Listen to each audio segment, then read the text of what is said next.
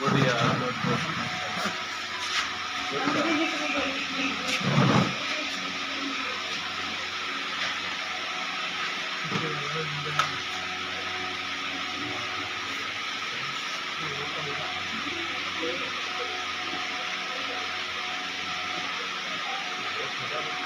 हाँ जी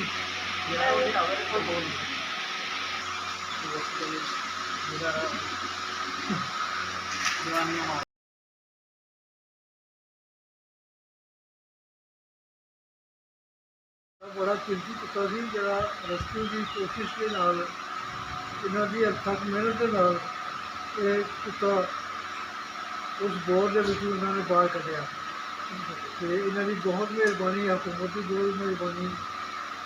1122 की बड़ी मेहरबानी तो ਜਿਹੜੇ ਇਹਨਾਂ ਦੇ ਇੰਚਾਰਜ ਉਹਨਾਂ ਦੀ ਮਿਹਰਬਾਨੀ ਜਿਨ੍ਹਾਂ ਨੂੰ ਭੇਜਿਆ ਅਸੀਂ ਬਹੁਤ ਸ਼ੁਕਰੀਆ ਅਦਾ ਕਰਨੇ ਹਾਂ ਸ਼ਫੀਕ ਸਾਹਿਬ ਦੀ ਖਾਸ ਤੌਰ 'ਤੇ ਬੜੀ ਮਿਹਰਬਾਨੀ ਇਹਨਾਂ ਬੱਚਿਆਂ ਦੀ ਬੜੀ ਮਿਹਰਬਾਨੀ ਜਿਨ੍ਹਾਂ ਬੱਚਿਆਂ ਨੇ ਅਸੀਂ ਮਿਹਨਤ ਦੇ ਨਾਲ ਇਹਨਾਂ ਦੀ ਜ਼ਿੰਦਗੀ ਦੇ ਵਿੱਚ ਇੱਕ ਨਵਾਂ ਦਿਨ ਪਾਇਆ ਅਤੇ ਇਹ ਵੀ ਅਲਹਮਦੁਲਿਲਾ ਇਹਨਾਂ ਨੂੰ ਜ਼ਿੰਦਗੀ ਵਿੱਚ ਕੰਮ ਆਏਗਾ।